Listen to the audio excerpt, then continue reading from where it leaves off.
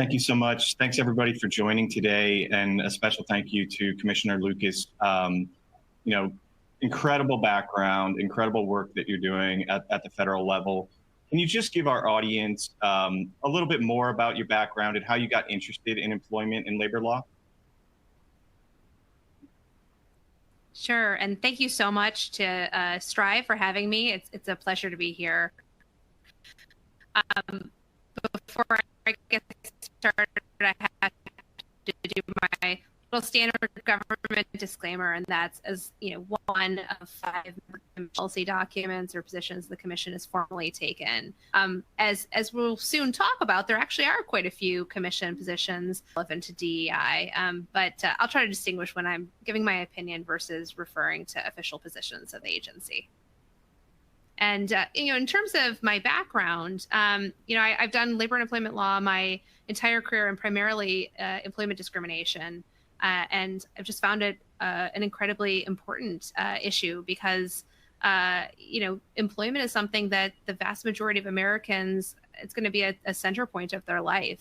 And if you block people from equal opportunity, you can really shut them completely out of civic life. So both helping employers understand their responsibilities and helping employees understand their rights, I think is something that's deeply important to me.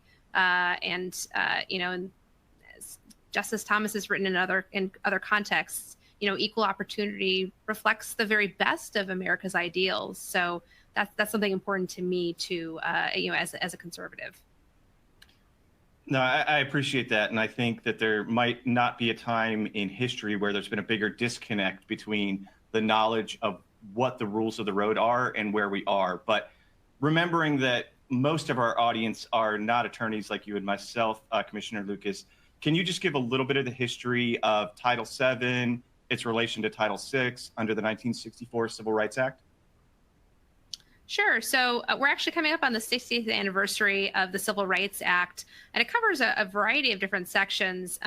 Many people who have focused a little bit more on the university admissions context are familiar with Title VI. That covers education law, entities that are receiving federal funding. So many people may have heard about that in the context of this, the Supreme Court's recent decision in the last year plus, the Students for Fair Admissions case against Harvard and UNC. But in the employment space, we're governed by Title VII, and that's going to cover a host of employment entities, both employers and other labor market entities like staffing agencies, unions, training programs, that sort of thing. So distinct sections, similar provisions, all barring the use of race or sex and other protected characteristics in decision making. Okay, and for our audience, can you just expand upon what the rules of the road really are under Title VII? Because I think, as I mentioned, I think there's a great disconnect between what's happening in corporate America and what the actual strictures are that are supposed to be around what's happening. Yeah, I agree with you. I think it's sometimes shocking for people once they realize what the actual sort of baseline rules are. But certainly from my seat, both previously at a large law firm and now here at the commission, my impression and experience is that much of the public and many employers, even very sophisticated employers, sophisticated investors, have critical gaps in even the high-level general understanding of federal civil rights laws. So that's obviously going to lead to some common blind spots, and it's going to increase risk. So when you're trying to understand what are the baseline points to know, and how do you evaluate risk, from whatever seat you're sitting in, you need to understand 5 key points. And each of these points have significant and wide-ranging implications for DEI. And more importantly, perhaps surprisingly, I think for a lot of people, these points are not in dispute. So I'm going to cite as much as possible to EEOC precedent, EEOC positions, Supreme Court positions, long-standing black letter law in this space. So point 1, the baseline. There's no such thing as reverse race or sex discrimination under civil rights laws. There's just discrimination. Different treatment based on race or sex is discrimination, no matter which group of employees. That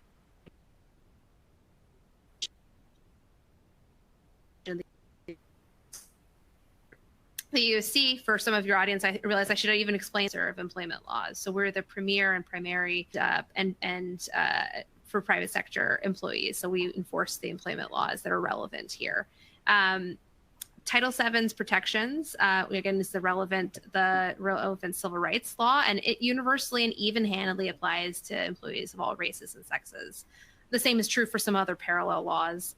Our laws don't exclusively refer or protect what some might refer to as historically underrepresented employees or diverse employees, or in the parlance of today, BIPOC employees. It applies to everyone. The second point that you need to keep in mind is that in general, employers are not permitted to take any employment actions motivated by race or sex. That's the baseline, bright line rule. Nothing motivated by race or sex. That's been the rule for decades in employment law. It is not subject to debate.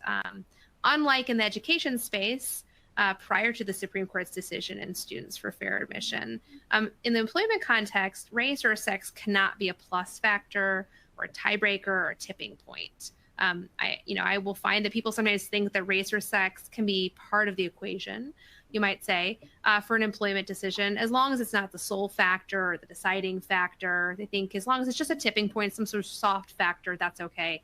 But it's not. That's dead wrong.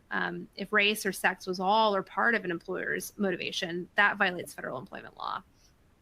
Likewise, general business interests in diversity or equity have never been deemed sufficient by the Supreme Court to allow race or sex motivated employment actions. So, prior to SSFA, I think you had some DEI advocates who were hoping that the Supreme Court would bless that kind of exception to the default rule against race or sex motivated action in employment.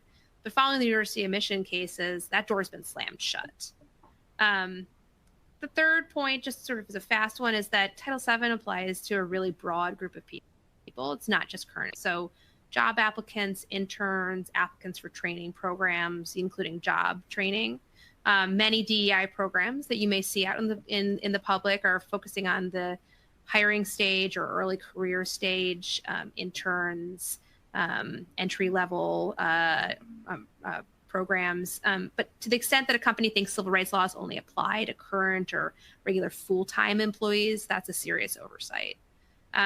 Point 4, the rules against employers acting based on race or sex applies to more than just hiring or firing. These are like the big employment decisions.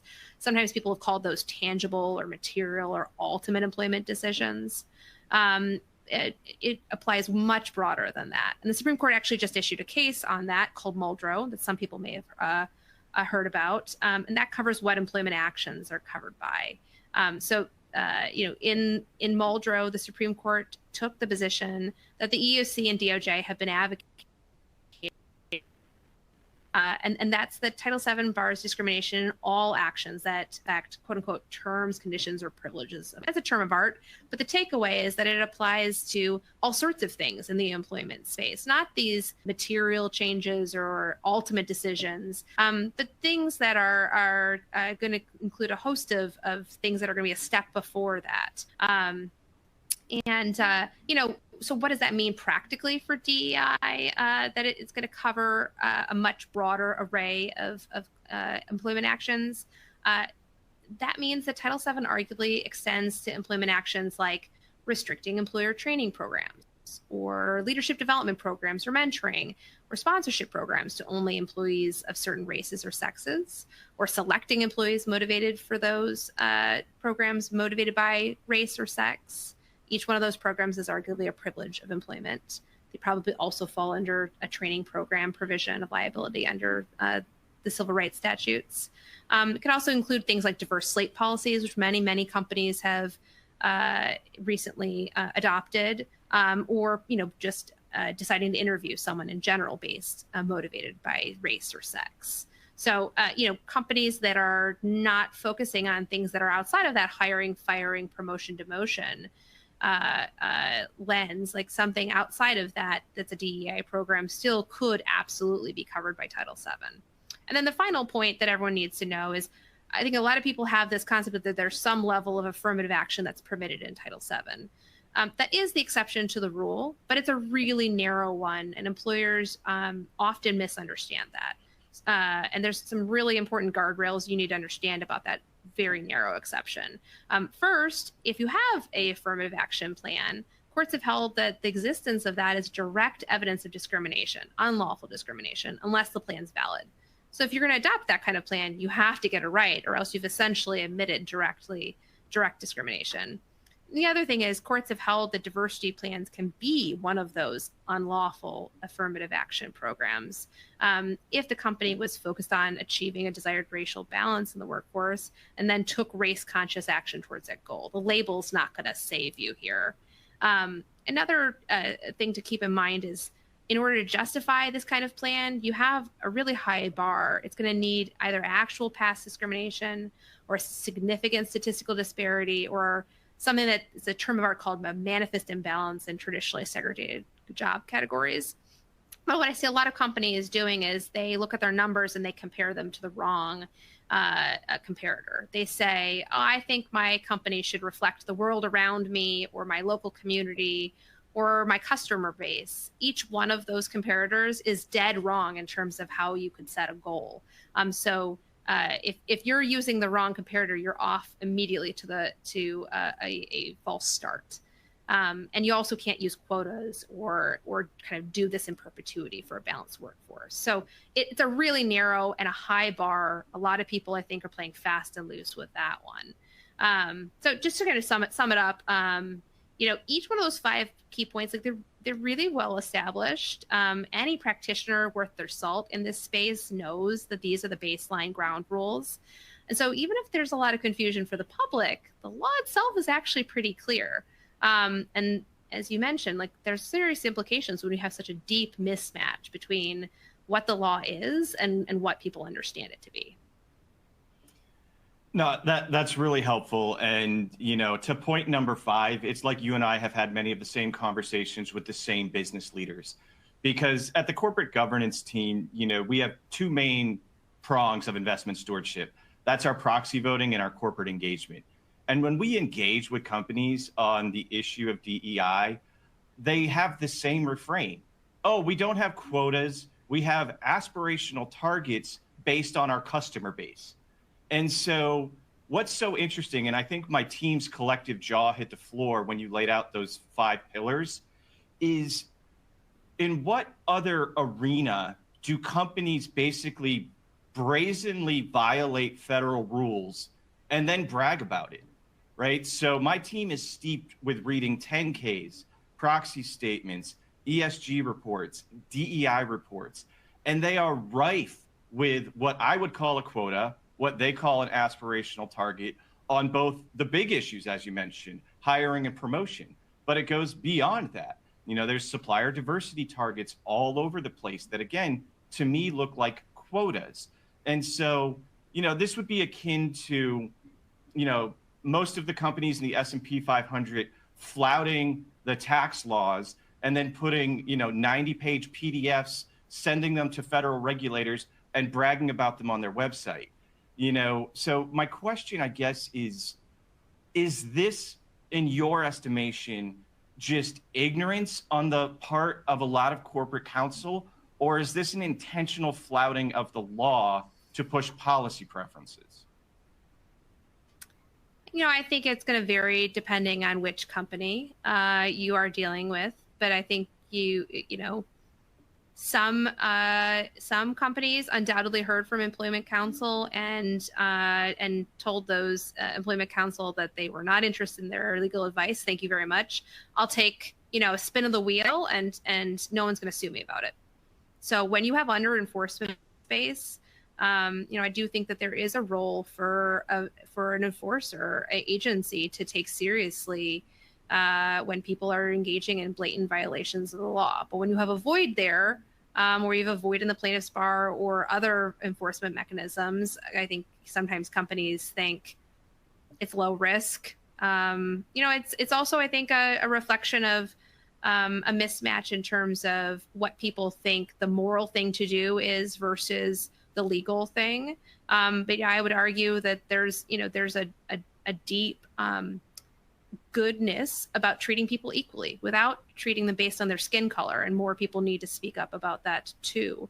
But there's a lot of pressure, I think, from some in the investment space that to do something based on what they think is right, whether or not the law actually permits it.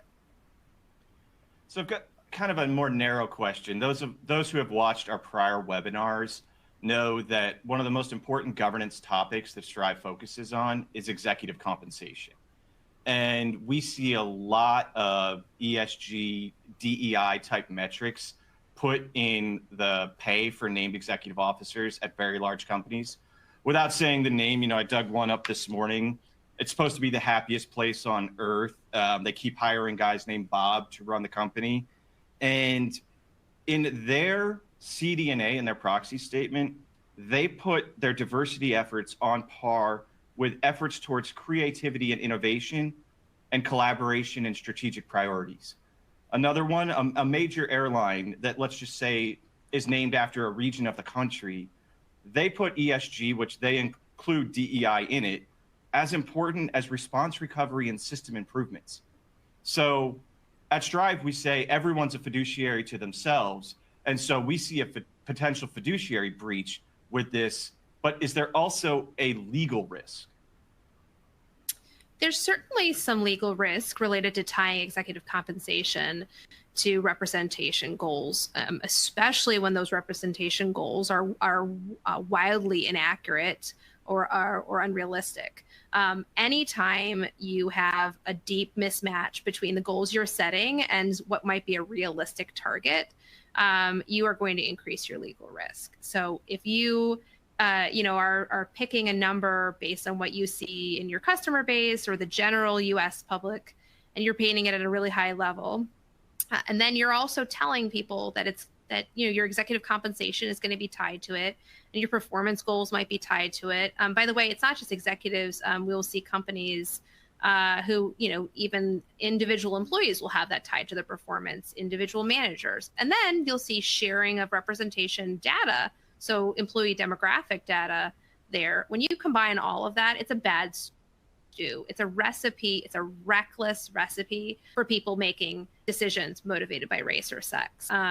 It's an entirely foreseeable result. And even if you had realistic numbers in terms of what you were shooting for in terms of your representation in your employee, the instant you add in financial incentives, especially at the executive level, you are sort of telling your team, come hell or high water, I intend to achieve this target. That target's not a target anymore. It's a quota. As a practical matter, if it walks like a duck and it talks like a duck, like it's a duck. It's a quota. Yeah, so no, I appreciate that. And I think that most folks would be surprised to know that we're now at the point where about 76% of the companies in the S&P 500 do tie a portion of executive compensation to ESG and DEI. So this is just rife and all over the place. But there's also a lot of pressure, Commissioner Lucas. I think we'd all have to admit, when NASDAQ puts in a board diversity rule that announces they're going to delist you, take away your ability to get public funding if you don't have a diverse board, right? When other large asset managers are calling on companies to conduct racial equity audits, to put supplier diversity targets out there, which again, in my view, are quotas, and enhance their DEI programs, there's a lot of pressure. I mean, there is even across the legal community a problem with this, right? There are many large companies that go to their outside counsel and demand representation numbers. I want X percentage of this race working on my cases, right? So what do you say to companies that are in that situation where they've just got extreme external pressure when your largest shareholders are telling you to do something? What advice do you give those companies? Yeah, I mean, I think being apprised of what your actual legal risk and responsibility is the first place to start. It is hard to go back to a client or a customer, an investor or other entity if you don't really understand that what you're being asked to do is illegal.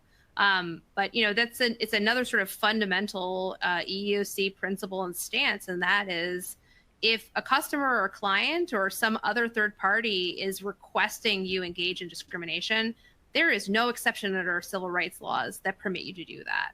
So for the law firm that chooses to select its team in order to fill a quota from a customer, that doesn't change the fact that you violated the law if you've done that.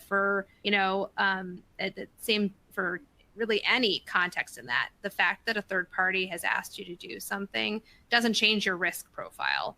So I think some of it is yes, I recognize people are getting a lot of pressure, but you also actually have, I think, more counterweight than you think you do, because there is some significant legal concerns on the other side. So some of it, you can't really weight that balance until you understand what the relevant legal framework is that you're assessing. So just on a lighter note, I have some, more in-depth questions coming up, but can you talk about your recent exchange on X with former Dallas Mavericks owner Mark Cuban? I think it highlights, again, what we were talking about, the mismatch between what even a sophisticated businessman like Mark Cuban thinks are the rules versus the actual rules. I think our audience would love to hear about that. Yeah, I don't make it my practice to get into Twitter fights, but that really blew up, with 5 million impressions between, I think, the various tweets. And I think it reflected, both in terms of his tweet and the reaction to it, an illustration of that deep mismatch. I think it's a good application point of some of these ground rules that I was describing, right? The two key misunderstandings I saw from him, sort of encapsulated as a tweet, was, first, this common misunderstanding that race or sex could be, in his words, part of the equation for an employment decision, as long as it wasn't the sole factor or the deciding factor. As I mentioned earlier, that's dead wrong. Even if it's any part of the motivation, it doesn't have to be the tipping point, doesn't have to be the only consideration. Because of motivating factor liability in this space, that's enough to create liability. And then the second one that I think is the broader sort of societal misimpression that you see in his tweet is that there's some types of race-based or sex-based decision-making that's lawful and even good, right? Provided they benefit the right group, or they promote some interest in diversity or equity. So when I saw that, I thought it was a good opportunity to educate the public that, these are some key misunderstandings, and they're fundamentally inaccurate based on the state of the law. There's no way a company can ever make a good decision or a prudent or a lawful decision if they don't understand those baseline rules. No, I appreciate that. And so I guess, another question I have is, we're seeing more and more, and I'm not talking about, any political class here, efforts to get around Supreme Court decisions, right? And I've heard concerns even from the SFFA decision that, what Justice Roberts wrote is there's still other ways to work around this, right?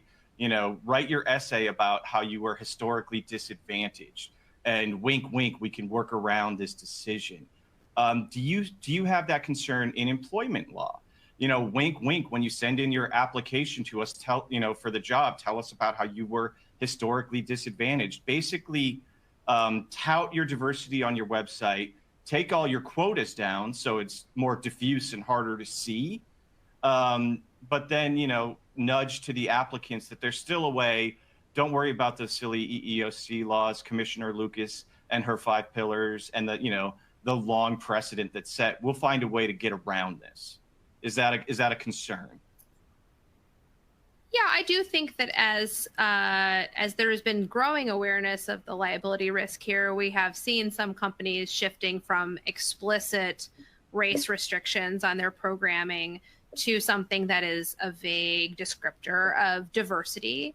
But euphemisms aren't enough to save the legality of your program. If by diversity or some vague reference to historical underrepresentation or a reference to this person will contribute to the diversity of the program, if all of that's a wink wink to still race motivated decision making, you're still going to have liability. It may be a little harder to prove, but certainly this isn't the first and only place that employment lawyers have had to figure out, kind of go one level down. Most employment violations are not like egregiously there on the face, and you have to prove it out. But that doesn't mean it's impossible, and it doesn't mean it's any more legal just because you're not saying the quiet part out loud. So yeah, I do think you'll have some dodging. I think that's unfortunate. I think this is an opportunity for companies to completely reimagine what they're doing and focus on equal opportunity. Chuck something that has been causing you to engage in race-based decision making, and renew a focus on removing barriers and ensuring robust equal opportunity. Right. And, you could think of a scenario that's the inverse of, a KKK member in 1964 who owns a gun shop in the South, who puts up an advertisement saying, tell me about the adversity that you overcame, and then chucked all those applicants to the side because they think adversity shows, your racial background, and hires an only white staff. And so I'm sure that was occurring. That might be a facetious example, but it highlights what was going on in the 60s. And I'm sure companies and some corporate leaders were trying to get around it in the opposite direction. So can you talk a little bit about some of the issues that the commission was dealing with back then and how they got through it? Yeah, I think it is good to think about how these things can be turned on their head. And I do worry that a lot of the parlance of today about people think that they're well-meaning and they think that they're benevolent, but adopting some of these sayings, they could have gone and they were used in the 60s to disadvantage the very groups that I think people today think that they're helping. So for example, the idea that you want to have a workforce that mirrors your customers. Well, in the 60s, that was used to prevent Black and other and women and other groups from being able to join the workforce or enter in, because you may have had a higher percentage of white communities or customer bases. This same thing, if I want to hire someone because only an ethnic minority can sell to a particular group, can turn into essentially ghettoizing someone. And then again, it was done in the 60s where you couldn't hire a Black salesman because they could only sell to Black employees. It can be quite limiting. And the commission took positions and that have continued to this day that kind of justification is never sufficient. It wasn't sufficient in the 60s when it was used to limit Black employees. It's not sufficient today when the shoe is on the other foot. Limiting people by race is always inappropriate. And the commission brought many large-scale lawsuits against employers who are engaging in that segregation. Neo-segregation doesn't make it any better in today's era. I want to pivot slightly. We also saw things like, for example, if you mind, I want to add one more thing. The commission back in the 60s took a lot of positions where, you had race segregated social groups and other employee groups. That's, I think, another implication you see today with a lot of employee resource groups or their mentoring groups, other programs like that, where they're very race segregated. Again, today, the argument is that it's going to benefit these employees, but in the 60s, it was done to maintain segregation. The commission opposed that then, and the commission's position hasn't changed on that front today. No, that's helpful. Thanks for that explanation. I want to take a slight pivot. We talked a lot about affirmative action and quotas, and talk a little bit about how hostile work environments kind of have a crossover in a narrow area here, right? So, for years, companies have put their employees through HR trainings on things like sexual harassment, though there's not much evidence that has actually reduced sexual harassment in the workplace. Despite that, these are paraded around to juries as a defense all the time. Well, we did the trainings, right? Now we have trainings, and you mentioned this a little bit, on diversity, equity, and inclusion, right? They're all over the place. Do you see these as insulating yourself from litigation if you're a company, or increasing your litigation risk or your legal risk as a company? We see anti-racism training. We see trainings that are separating folks based on race, and they're getting different messages based on their race or gender. So can you just talk a little bit about that? I have my opinions, but you're the expert. Yeah, that's a great point, because it's another application of how DEI can come up, is certainly in a lot of different trainings. And it will depend on how something is structured and what they're doing. But certainly you've given a couple fact patterns that cause me significant concern. So if you are segregating the provision of training, and you're either giving the same training but in segregated manners to different employees and separating them by race, or you're giving different training to different employees based on race, there is no question that they'll use these long-standing positions would say that that prohibits Title VII. I think that is a really uncontroversial conclusion to draw. You cannot segregate your employees based on race and provide training, or provide different training based on race or sex. And then separately, let's say you provide the same training and to everyone all in one group, but the content of that training is making some really egregious assumptions and stereotypes about any particular group based on their race. There, is developing case law in that space. There's quite a few cases out there right now that are actively considering that question. I think there is a colorable argument to say that when you sit down your employees and make them all be subject to something that is reflective of your company's policy, and that policy includes egregiously stereotyping someone based on race, that you could have hostile work environment liability from that training. No, I appreciate that. And, when I talk to companies, again, they're very recalcitrant on this issue. So what advice would you give to strive other employers on best practices? And what do you find most persuasive when you're talking to companies about truly adopting non-discriminatory policies?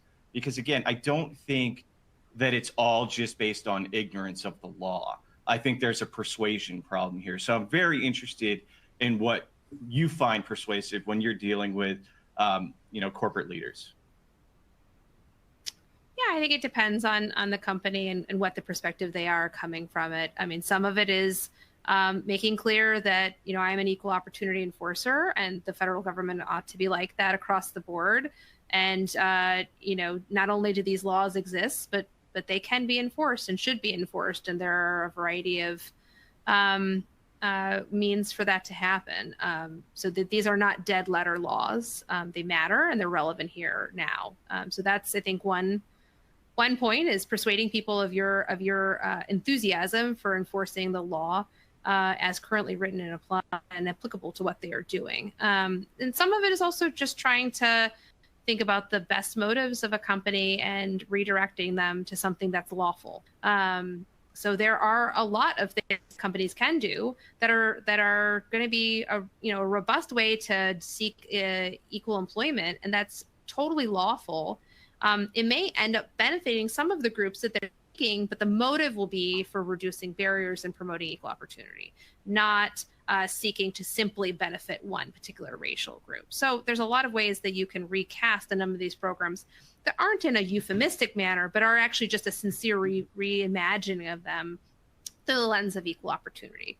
So, for example, I wouldn't advise a company to go from a race-restricted internship program to something that's just a diversity program. But I would have no problems with a company instead saying, well, I'm going to give this to, first-generation students, someone who's a first-generation professional or a first-generation college graduate, because there are people of all races and ethnicities and national origins who are going to be in that bucket. It's going to be something that actually will probably be more targeted to the economic class that you actually might want to help promote social mobility for, but it's not going to have any of the problematic and illegal race motivations there. So it's something that can kind of sound similar to what they were doing, but it's a third way. It's not a euphemism like I'm going to wink my eye at this and actually do the same program. It's a totally reimagining of it, but can hit at some of the, I think, the best motivation of someone. You're hoping to help people who truly have been financially or economically disadvantaged.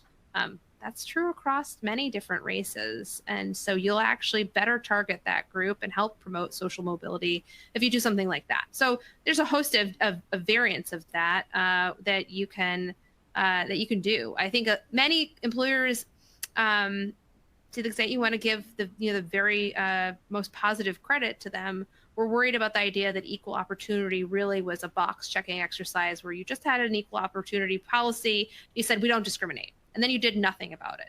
You didn't think about your workforce. You didn't actually consider whether or not your job requirements really didn't connect to what someone needed. You had artificial barriers like a college degree requirement, or you only hired from certain locations or people who just looked like you.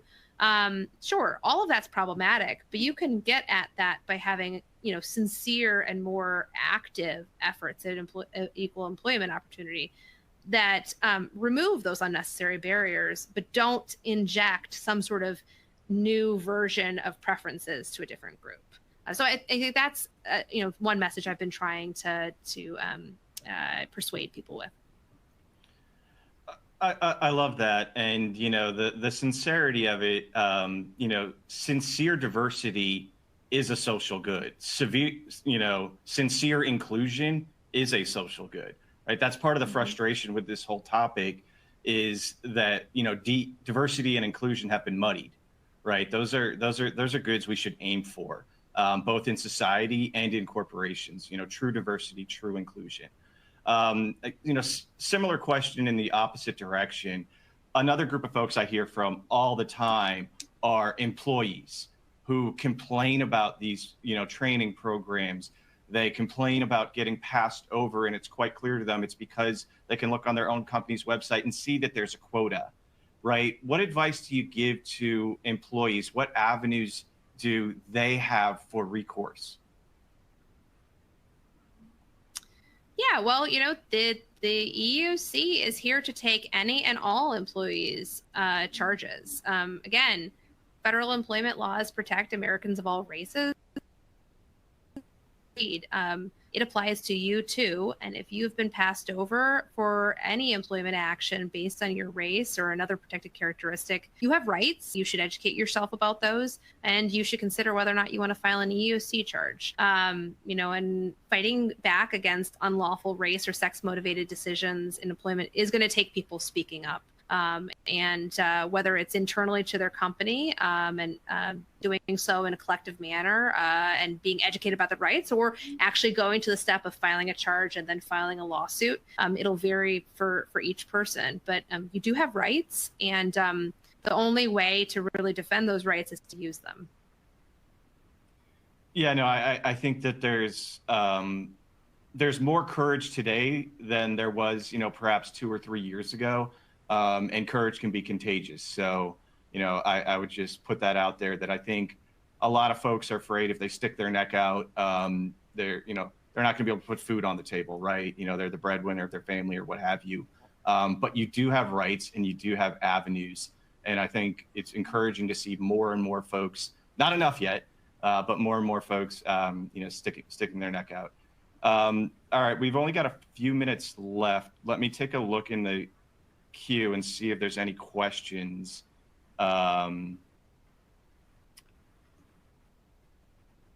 Should companies have diversity policies at all?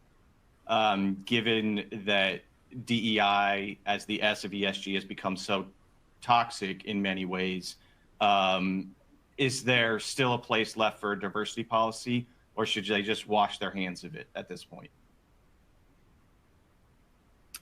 I mean, I would encourage employers to pivot to robust equal opportunity. I think DEI has become a really freighted term. And I think too often those terms don't mean what each individual word in the normal, ordinary English language might mean. The level of baggage in that space, I'm not sure it's really productive for a lot of companies. I certainly don't recommend that someone just ditch their DEI policy and then not care about whether or not the rights of their workers are being protected. But I think it's a reimagining of the space altogether, and it's a commitment to actually rooting out discrimination and rooting out harassment and ensuring that you have a healthy work place in a way that doesn't involve race-based stereotyping and neo-segregation and neo-racism. Equal opportunity is, I think, the answer to all of those things, to a more legal path, to a more moral path. I would love to see employers refocus on that, focus on merit, focus on equal opportunity. All of these things, I think, are going to be better for businesses and better for workers. All right, I think we have time for one more. Let's see here. I saw that Florida Attorney General Ashley Moody filed a complaint against Starbucks. I saw that too. I'm not sure if you're familiar with that, Commissioner Lucas. I am. So should I feel comfortable going to my state EEOC commission if I have a complaint as well, or would you direct folks only to the federal government? It's a good question. Yeah. So, depending on what state you're in, different states may have additional state laws that provide more protection than the federal laws. The state laws can never provide less protection, but they can provide more federal laws. But typically when you file a charge with the EEOC, you're dual filing. You're filing with the state and the federal. So, that will vary about how that's investigated.